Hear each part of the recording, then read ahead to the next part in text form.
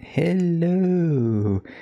Let's take a look at episode 7 of season 3 of House of the Dragon. This is the penultimate episode of the season.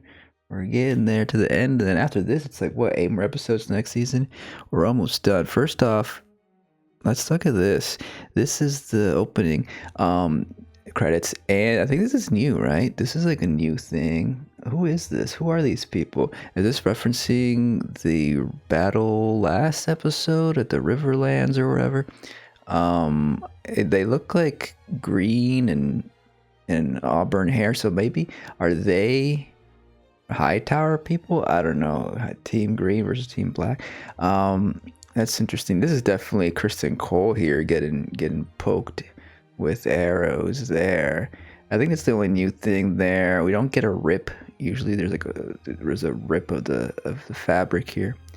But that's the opening there. And oh yeah, so really we open with Helena in her dream. So this is cool. We get some dreams. This is, I think, the first time we get like dream sequence for Helena, I think maybe. I'm pretty sure we get a few dream moments here. Up to interpretation as all dreams are, and but you know it's a little bit of a happy moment here, but a little foreboding, a bright light. You know, what could that mean? She's a little scared about that, the responsibility she may have in the future, potentially holding on to potential prophecies. Is she gonna tell Rhaenyra? Because Rhaenyra wants to know right now, like, what is she dreaming about? And yeah, Rhaenyra is like, you know, a little bit too aggressive here. You know, again showcasing that she is a little more closer to the dark side as she grabs her. It's like, hey, tell me what you see. And of course, Helena's not really gonna say much. It's not like she can clearly decipher everything, and it's not like she's gonna see exactly what she wants. Rhaenyra just wants to see if she's gonna be queen or not. She's gonna succeed. So you know, we'll see what little tidbits Helena delivers later. But meanwhile, there's another dream sequence here, sort of, with Aemon and his mother. Okay, this was a lot. This was a lot. This is Allison has arrived. And of course, like when she first shows up here, I was like, wait, this is a little too sudden here. Just last episode, you know, she was walking there. I guess she was on her horse. But you know, she just pops in. It's like, I guess they're trying to like speed things up, you know. She actually kisses him here, right on the lips, I think. And of course I'm thinking this has to be some kind of dream. You know, we just saw Helena's dream sequence. This, you know, it's definitely, by the time they get to the bed, it's like, okay, this cannot be real, you know. And of course it turns out to be not his mommy, but his other mommy, Alice Rivers, as we see here. Okay, maybe we should keep going. Okay, yeah, that's Alice Rivers right there. So yeah, so what's the deal here? Did Alice Rivers, does she pretend to be, did she use her magic to like pretend to be Allison here? I don't think so. I don't even, does Alice Rivers even know what Allison looks like? I guess it doesn't matter. Maybe she can, like, you know, do some kind of witch magic to at least make Aemon perceive his mother. So it just matters that Aemon knows what his mother looks like. But I actually think it's more just Aemon, like, just envisioning it, you know, maybe with some influence from Alice. But I don't know if Alice intended to really, you know, role play as his mom. And you know, he definitely like is surprised when it's not his mom. Yeah, so that's weird, of course. Then suddenly the real Allison shows up and he's like, okay, this is a dream too. So that was interesting. We'll get more into that later. And here we go. Here's Kristen Cole. And Gwen returns. If here he finds out that Kristen's dead too, I believe. We get a little sad face. We do get some queer content in this episode, but again, we don't get much queer love for Gawain here. we'll get into Masari and Rhaenyra, but it's like, why didn't we get a kiss between Gwen and Kristen Cole? Why didn't that happen? Look, Gwen is like a little sad here, like, oh, I can't believe Kristen's dead, even though I kind of didn't like him very much, but he did like him enough. He was pretty. It's like you're in the battlefield and he built some rapport with him. So that's that, and then we get back over here. Damon is now mad at this queen here, queen of the Highlands here, the Eerie. Is it like Al? What's her name? I think it's Air. I always forget her name. Something Air. Aaron. Jane Aaron, and she's cool, but like it almost looks like he almost falls into the little hole there. Like, why would you walk up right there, right up to the edge there? I don't know why. Anyways, but we haven't really seen anybody. We saw like someone be thrown down there from afar. We didn't really see a good view of them. I suspected if you're gonna show this place, this castle here with Jane Eyre, at some point we're gonna see someone be pushed down there. We saw like someone, like a no-name character, like it was implied because it cut to the point after he fell down. But I'm wondering if, like, it's like a Chekhov's hole. At some point we're gonna have somebody be thrown down there. But he's here. He's like, hey, like something. Why'd you let my daughter Rhaena, fly out and be seen and stuff, and she of course has no control over her and stuff. What limited control? She did capture her somehow last episode or the other episode, but that's a little bit of complaint here. But he does like kind of say please here. I think this is one of the first times he says please to somebody. He's like, please, and so it's like, that's interesting. But of course Jane Eyre is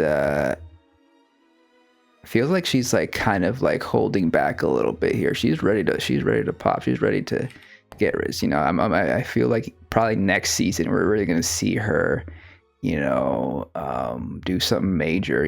Assert herself as potentially, maybe like in the rubble of the Dance of the Dragon, she's gonna come on up top or something. Maybe she's gonna find a moment to like really establish herself as perhaps the true successor of the realm.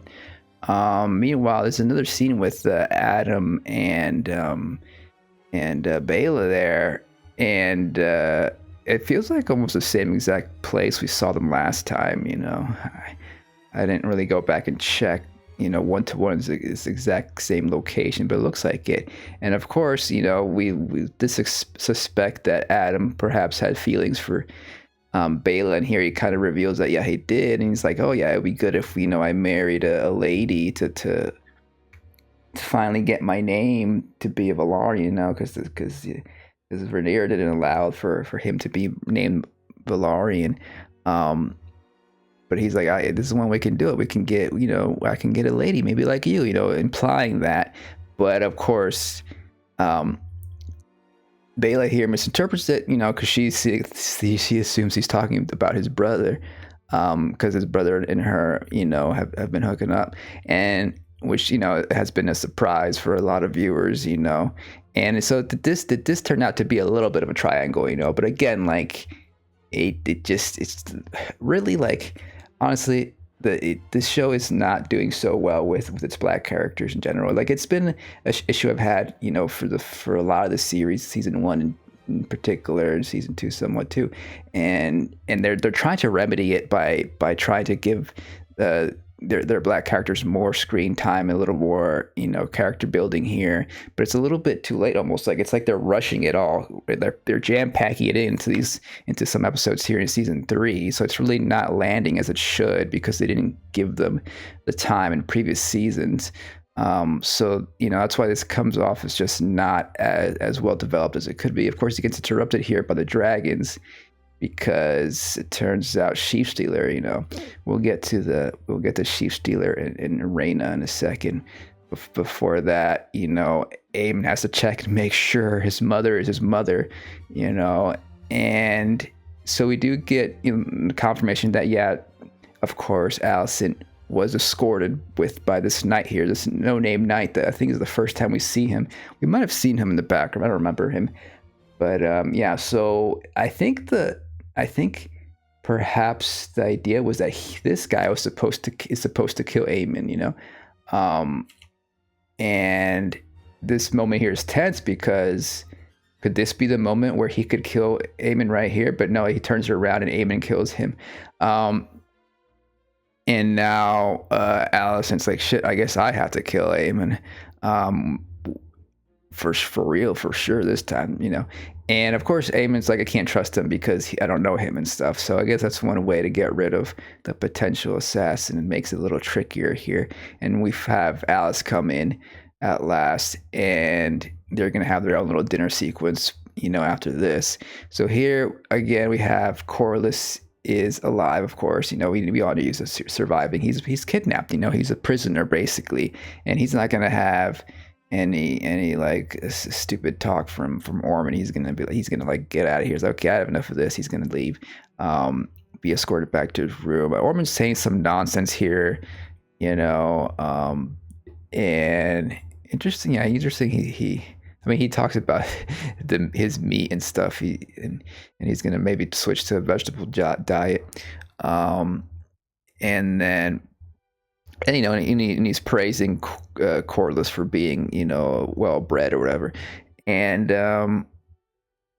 it seems to be that he may not get Corlys on his side, but I think he wants to maybe similar to what he's gonna do with Ulf later. We'll see, maybe offer him something that Rhaena can't give him. Why limit yourself to tedious alliances to the brutish and the incurious? Yeah, so he's questioning why he's siding with Targaryens, but against Corlys is not having it, and he's leaving. And we do get a little bit of an indication of what may be happening here. Before he goes, he raises up this knife, and yeah, he does end up cutting the finger off of Corlys. We'll see later. Here the uncle and nephew are wondering what can be done at this point, right? Because this Ormond guy is mad and crazy. He's not really offering up all the details of what his full plan is. We'll get a pretty much a better, well-rounded idea of his plan at the end of the episode. Back at the council, he becomes a scapegoat. This guy, the coin guy, he realizes that, and Rhaenyra doesn't really acknowledge his question that much, and she's a bit also upset about and fed up with the whole Harrenhal situation. So she just goes ahead and gives Harrenhal to this lady here. She's happy. This I will go do gladly. She's gonna so she's gonna take her house over there to Harrenhal and get her reward for being loyal to Rhaenyra, and that could be an issue because I don't think Aemon's dead yet. So we'll see if maybe that could be a sort of battle sequence there. Maybe like if she brings enough of her army there, she can take Daemon out. But then there's the Viserys, but with the dragon, the big dragon, when is that dragon going to show up? That's the question. But meantime, they got to handle with the sheep stalker.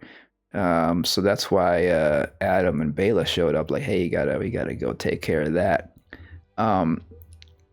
When then Mysaria sees an opportunity here to be like, hey, Daemon is probably lying to you. He maybe working against you, and then Rhaenyra doesn't want to hear it as much. She's like, no, he's probably has some reason behind it. But again, a little bit of a wedge here that Mysaria is putting in here between Rhaenyra and Daemon, trying to get her on her side a little more. We'll see that where it goes. And back to the freaking the usurper, back to Aegon, he's trying to get away, but they're gonna have to turn back because there's a whole army in front of them pretty much coming towards them looking for him, because of course this guy, the Lannister guy, he knows about the gold, and that's what they're looking for him, because he knows where Rhaenyra's gold is, so he's in big trouble. So they both want to save their asses, really, these two, and so we'll get into that. But back to the dinner scene with the two mommies and Aemon here. It does feel like the show is much more interested in this throuple dynamic as opposed to some other potential romances they could get into, as I mentioned earlier, we'll get into later. But the incest thing is like a big ticket item in the Game of Thrones universe, I guess. And at the same time, it is overdone, but the drama, the melodrama potential here is pretty high. Like, if we're gonna get into it, if we're gonna do this chaotic, incest mommy issue, throuple romance here, or love triangle, like, they should just spend some time with it some more and like develop it more. Because this episode, I feel like this could have been extended to at least 2 episodes. Like, it just would have been a little more fun, a little more campy to have the scenario here of like Alice versus Allison. Of course, obviously Alice doesn't want Allison to be in here because she can see, she can smell, she gathers that Allison is up to something.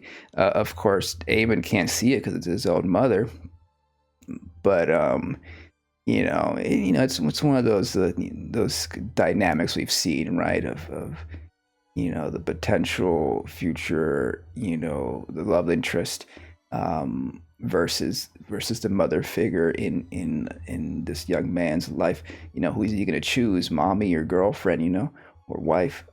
So she's going to go over here and try to find a weapon. She finds that weapon, but realizes that maybe a better option is this nightshade, so she's going to poison, because that's a little bit more an easier way to like, at least like, in the sense of like, it's not as gruesome and intimate to poison and run away instead of having to stab somebody. I mean, I really wouldn't want to stab somebody. I mean, in the heat of things, and if I was in some kind of kerfuffle, but like, it's I'm a bit of a coward when it comes to that. But really, I also respect human life.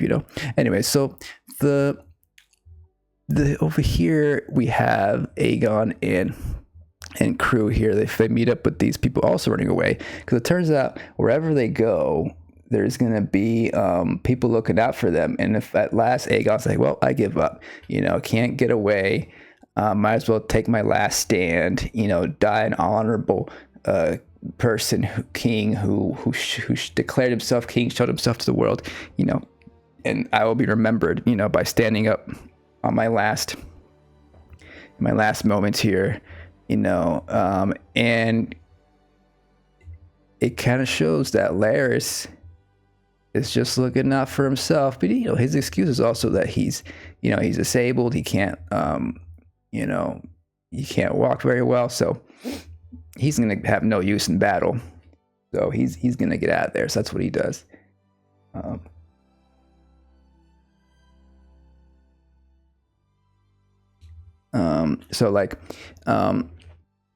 So he gets out of there, and it looks like Aegon's also a little bit sad about it. He's like, "Oh, my friend Larys," because they developed a little bit of a friendship. He was Larys was tough on Aegon. He told him straight, the truth and everything, but Aegon kind of realized that, yeah, like, he kind of values that truth, and for someone to tell him the truth and have that boldness, versus this guy who's like very much a cowardly worm, and like, so he's gonna miss him. So it's interesting to see him go. That's we know he's gonna survive for sure, right? He's gonna be somewhere out in the woods. Like, when are we gonna see Larys again? I suspect we'll see him again. He probably won't be in the next episode. He probably will show up next season in the final season, and might show up, in a pivotal moment, surprise moment, I suspect. But he was, he's an interesting character, so we'll see where he ends up. Meanwhile, we got the dragons meeting up with each other. Now we got a big dragon battle. A lot of people like this whole sequence here because they like to see dragons. It is fun to see dragons. You know, it is a bit weird how like they like it's. I mean, it feels like very like TV stage in the sense of like let's have the actors talk face to face here. Like everyone shows up and you know like maybe it would be good to like have this conversation elsewhere, but at the same time, like, what are you gonna do here? I guess like everything's happening so quick. But yeah, so this is the big reveal here. Again, you know, it feels like a little bit, you know, rushed, this whole sequence with this the whole storyline really with Damon and Raina here, his daughter. He even acknowledges later that he didn't spend as much time or with his daughter as he should have. Again, if we had given these characters more respect in terms of attention in the script and screen time, this would have been played out a lot better. It would have felt a lot better. I guess, you know, some of the choreography here feels a little hokey, but I guess it's hard to do. I guess it just felt like very like green screeny, you know. Like, you know, you can tell the actors were just you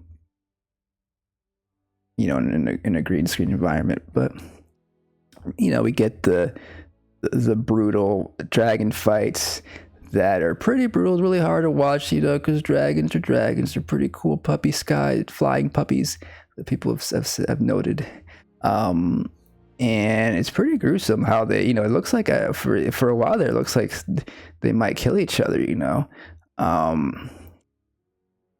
But you know, Rainier grabs onto Bela. It's like, you got to go with me, and then it's up to really Damon to take care of it at the end here. And I was expecting Bela to show up here too, but I guess it was just Adam and Rainier who came by. I guess it would have made sense to bring too many people, but that would have been an interesting moment to have, you know, Bela and Raina, the sisters, confront each other. This moment, they get a little moment later on,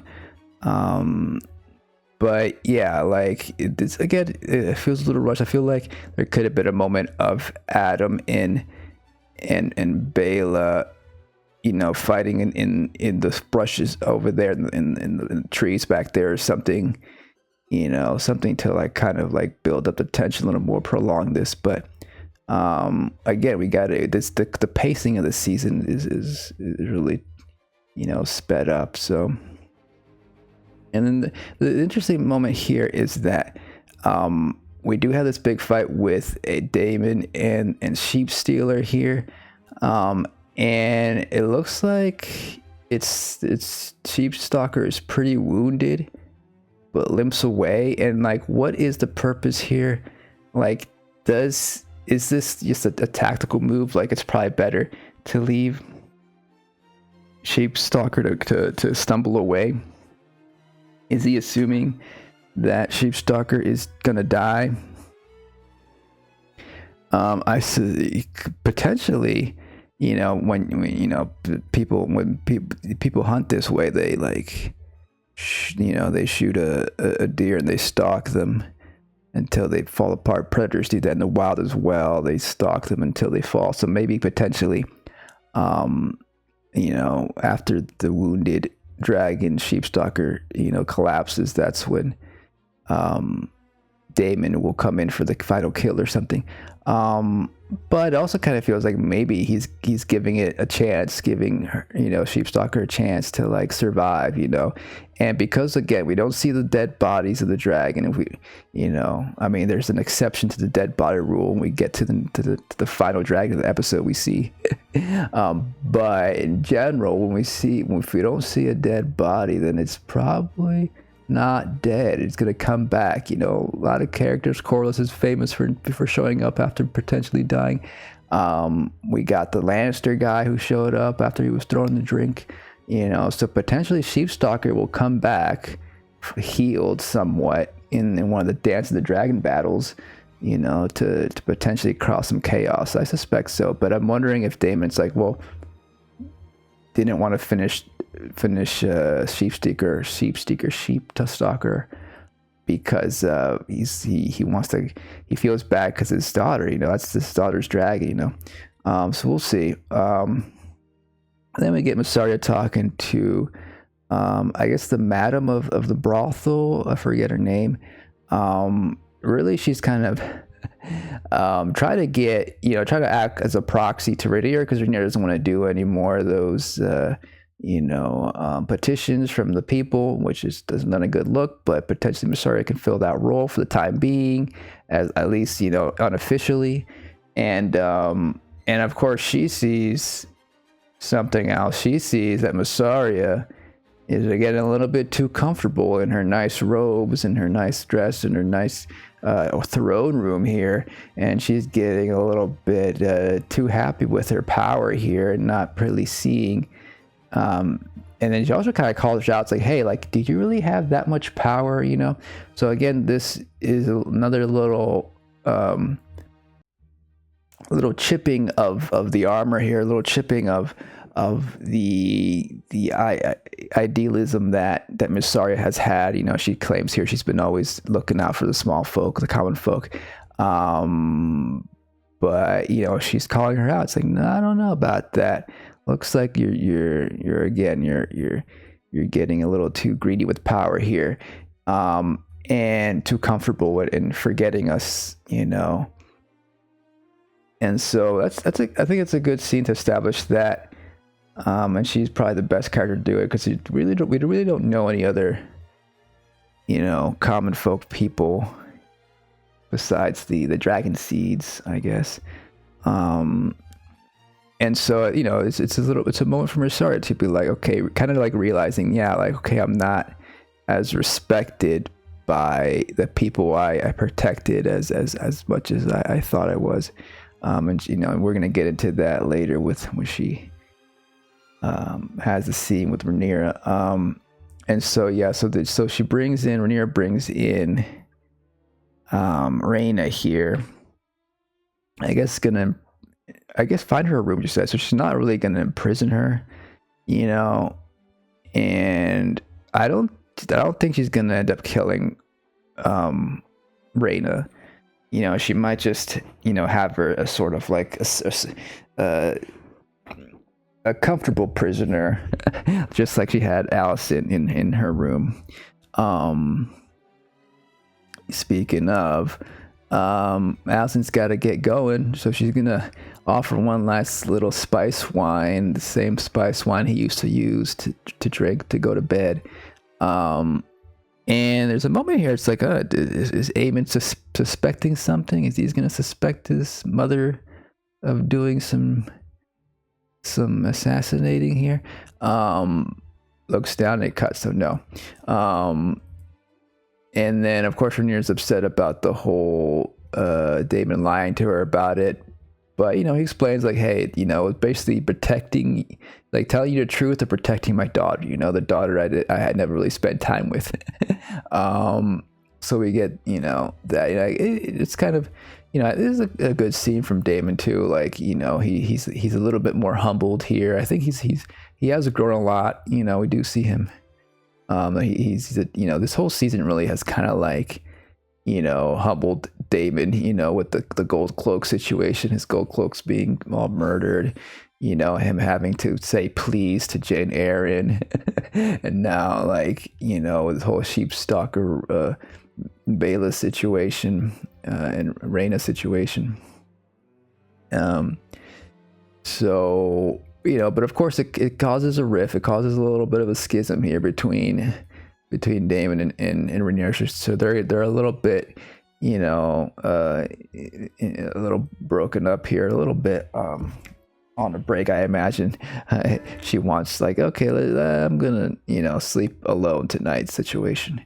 And so we do get a scene here of Baela and Rhaena together, and at first it's like, oh, is Baela like really super upset but she is a little bit, but she can see that, you know, Reina is very remorseful, and actually gives Reina a little bit of hope here, you know, a little bit of unsuspected kindness and support here from her sister. You know, it's her sister, you know, so she says that it's like a brand new day or something. What'd she say?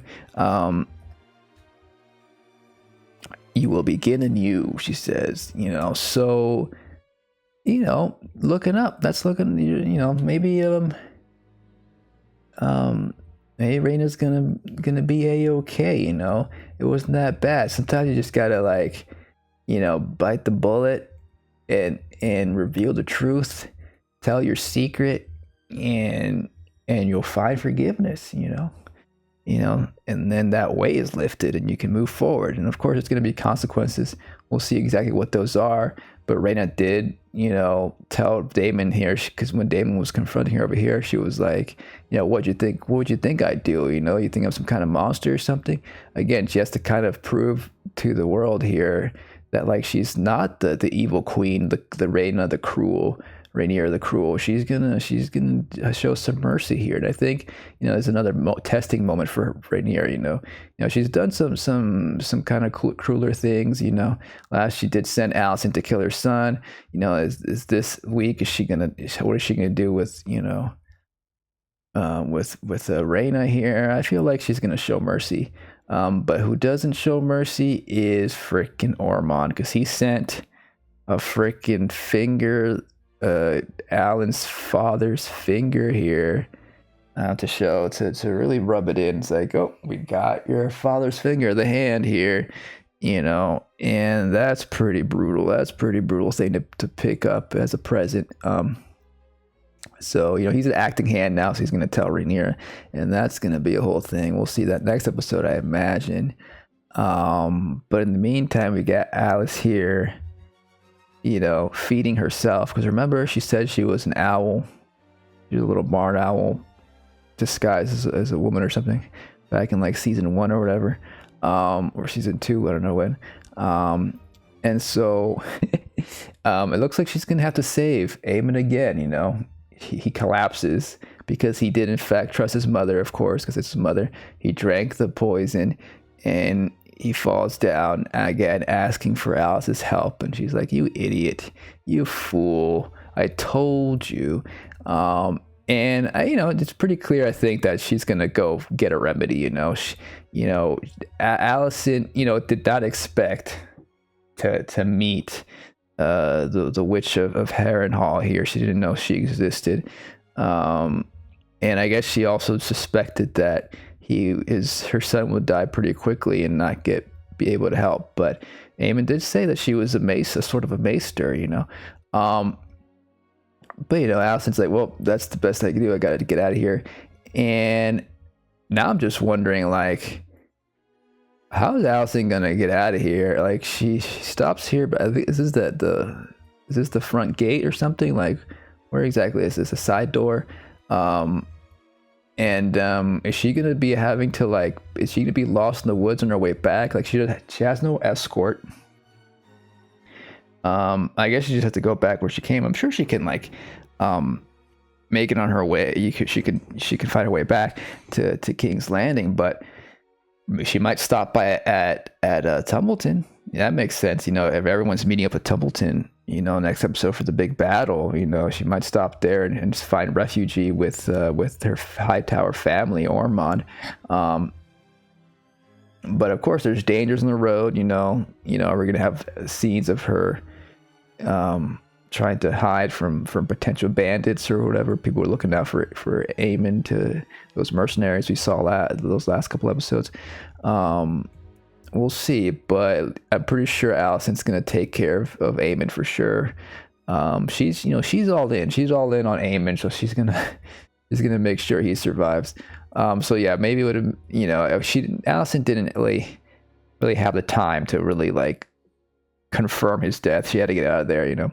But then again, like, maybe she should have stayed a little longer, and then we would have had a fun scene with her versus Alice there. Again, like I'm kind of into the melodrama of it all. Like maybe we should have made this more soap opera y and have another episode of just these three here, Alice and Eamon here, going at each other.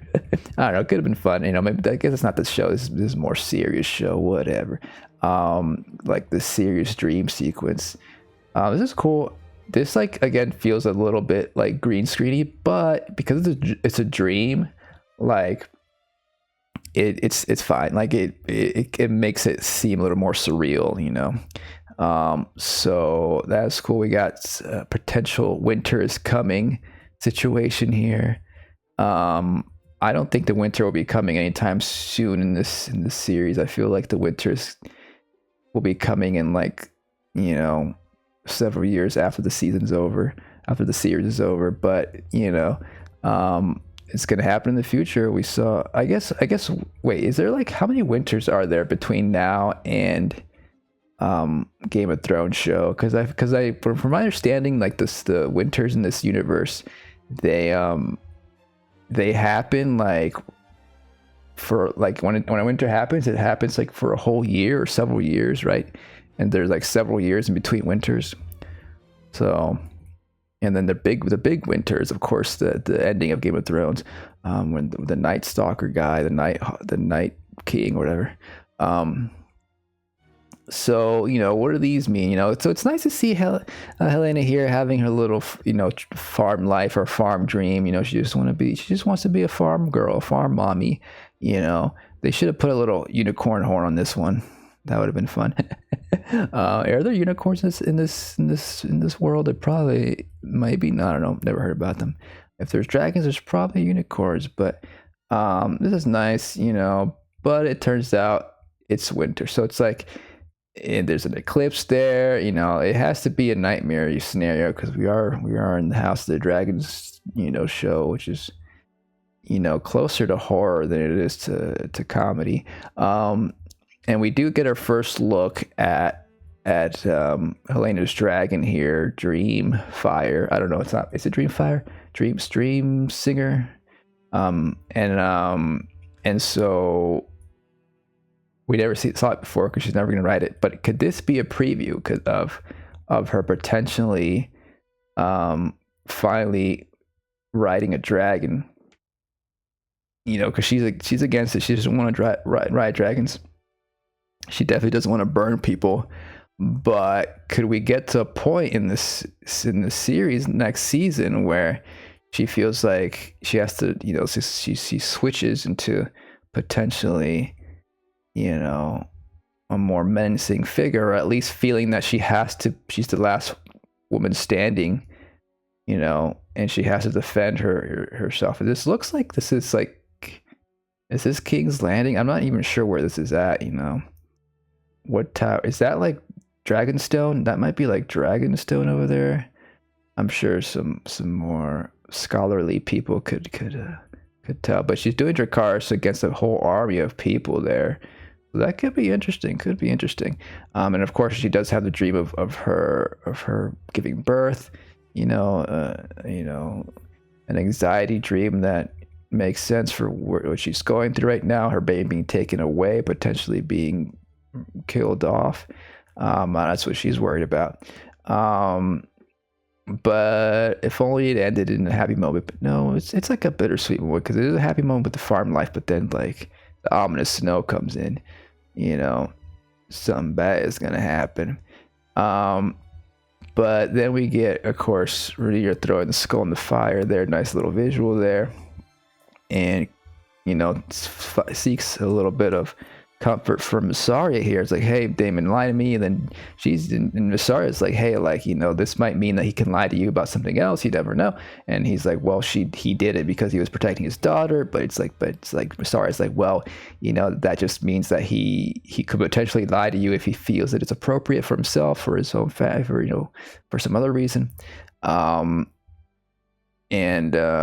So that's what's going on here. And then we get at last more confirmation that they are they are liking each other. They are kissing. This is the second kiss we got. It took like almost a full season, pretty much, between kisses. Because I was assuming that they were having a sort of an affair or something.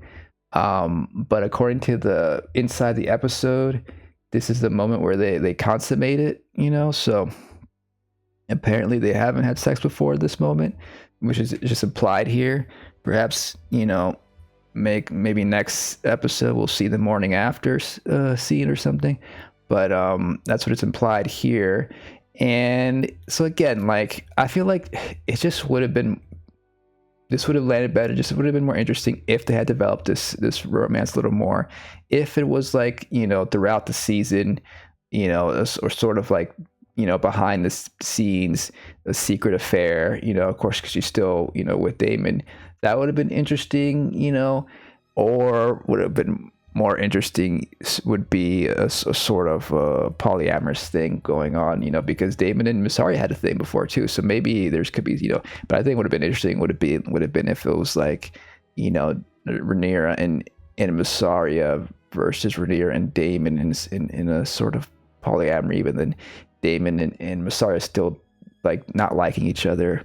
And that would have been contentious little, love triangle situation, but it would have also kind of reinforced the non-traditional lifestyle of the Targaryens. That would have been a contrast to the, the more traditional nuclear family situation of the High Towers, of the Team Green. A little more contrast there.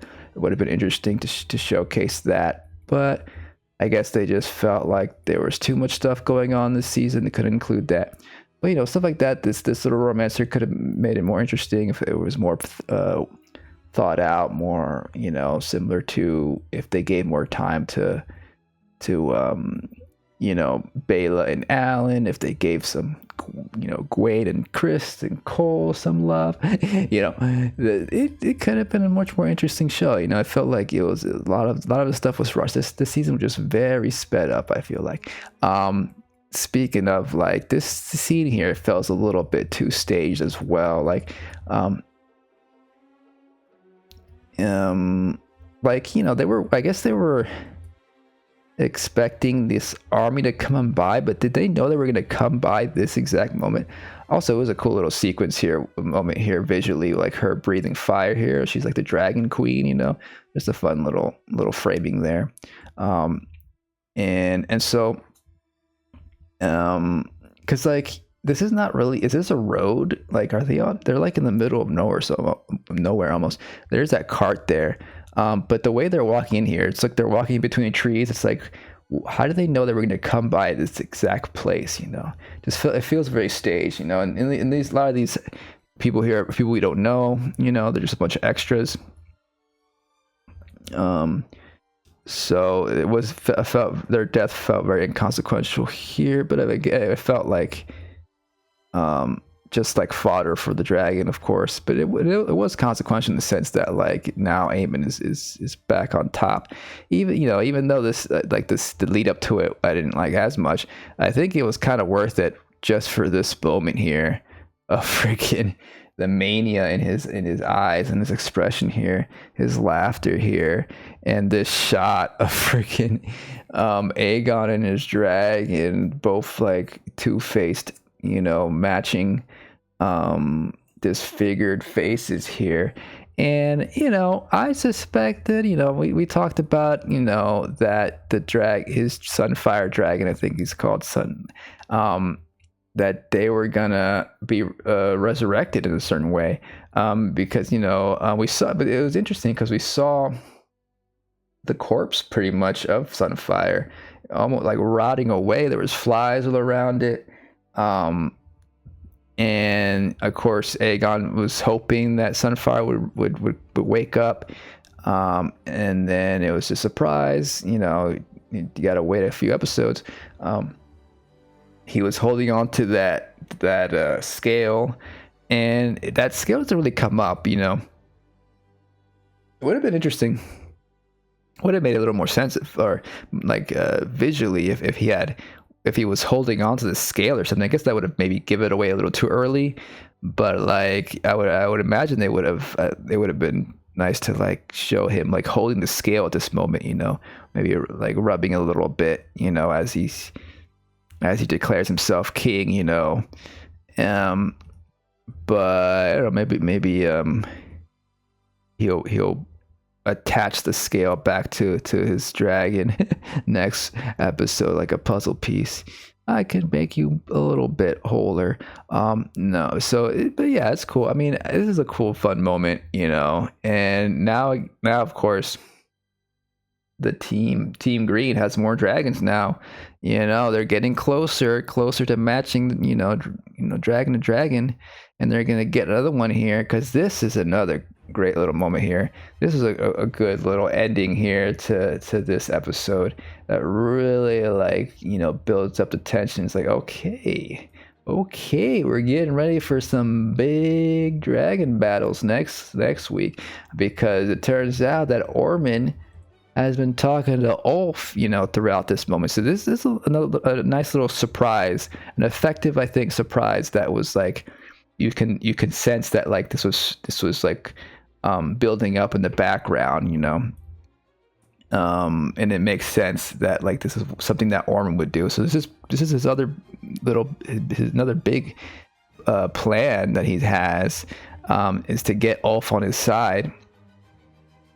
And he mentions here, like, baby, he comes here with some nice tea or whatever, some nice, that Ulf would appreciate. And he says, like, last time we talked, something. So we have an indication here that they've talked like this before, So, and of course, Ulf has always been the most likely to turn, it seems like, of all the dragon seeds. And the thing is that, like, he's been the one that's always been less reverent towards Rhaenyra, and I like that about him, because he kind of, like I mentioned before, it's nice to see someone kind of like jab at power, even if it's like the queen I would prefer over Aegon or whatever, but like kind of bring them down a peg a little bit, with his commentary, with his his casual irreverence towards the queen and people in power and stuff, whether it's Aemond whether it's Daemon or Rhaenyra or whoever. But then again, also kind of showcasing how, like, oh, like, you can't be so lousy-da about it, because you don't have that much power, really. You can kind of have this carefree personality, but in the end of the day, you can't really do much about it, because we're in this monarchy situation. And then also there's hints of here that, like, Ulf is he's always been a bit foolish and not quite understanding the upward mobility in this world. Like our world is not as easy, and he's wanting to get this castle, and so he wants to move up in the world. He's got a dragon, and Orman's gonna offer him that. He even's like, hey, like, that honey house, whatever you want, that's nothing. I'll give you Corlys's former castle. So that's the other thing.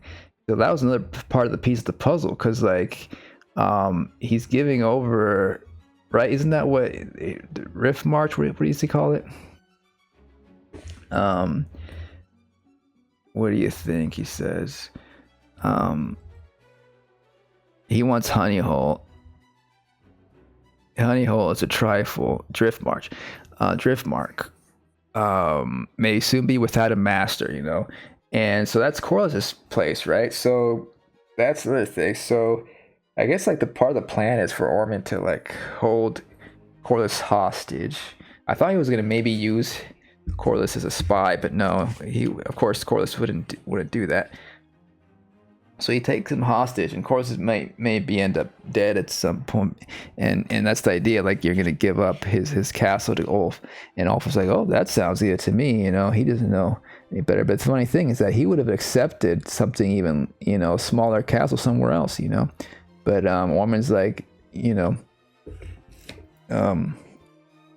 making it a little bit more interesting, they will laugh at you no more. And it's a little creepy little laugh here, almost unsettling laugh that Ulf gives here, a little smile here, he. And it's like, damn, Ulf, like I was wanting Ulf to like, grow up, like, realize that, like, yeah, maybe, he's I don't know, like kind of just like grow as a character in general, and not be as foolish, but then still end up, being on the good side and representing kind of like, the regular common folk, and like representing how, like, they deserve respect too, have a moment, in the spotlight and part of the war or something, and like, show Rhaenyra and Daemon, like, he's not, he's worth it, and he deserves some kind of respect, and so that's what I ideally would have wanted for him, but this is House of the Dragon, this is George R.R. Martin, we're not gonna get the happy hero arcs, that we may want. So makes sense, and actually it is very, fitting for the themes of this show, and it is I guess more rewarding and engaging for his character to turn this way, to have this plot twist here of him like joining forces with Tame Green, for the sake of Orman's plan, this stupid genius here, who's not really, I don't think he's a super genius. He's just he's a good tactician, but I suspect Orman's gonna fall.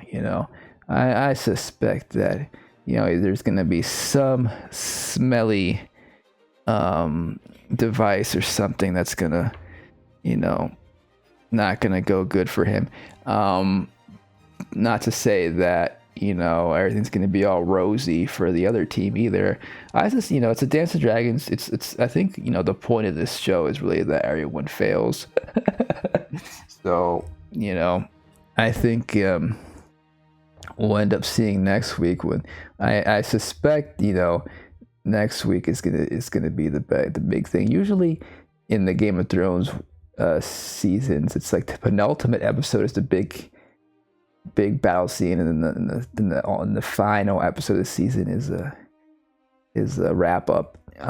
But it looks like they're having the big battle scene, the big climactic scene next finale, the finale of this season, which is fine. The 8-episode season. Again, we've talked about it, like maybe like it could have, been even better if we had more episodes, more time, I think most all the Game of Thrones seasons were mostly 10 episodes, right? It's like, or more, maybe, I don't know. So it's like, it does feel overall, this episode and some other episodes, that we got like the short stick. Sometimes it feels like they're leaving out some stuff. They're rushing a little too much there. We could have got some more cool, development for the characters, for the story beats to really like land better. But in general, I'm still enjoying it. I'm still enjoying these new characters. Like most of I think most of these new characters I'm liking, and what they're doing with it. And so we'll see where it ends up there. Was there something else? I was gonna say about this scene? I think I said it all. Yeah, that is episode 7. Let me know what you think. Next time we'll be here for the finale, wrap up the season, and then we'll have to wait another 2 years. But I suspect this finale is going to be satisfying. It has to be, right? It's gonna be fine. I mean, I think we'll have like a decent season. I think this season will be decent. compared to the last season for sure. And then I feel like season one is hard to top, for me, my personally, but we'll see. We'll see. That's gonna be it. I'll see you next time. Bye bye.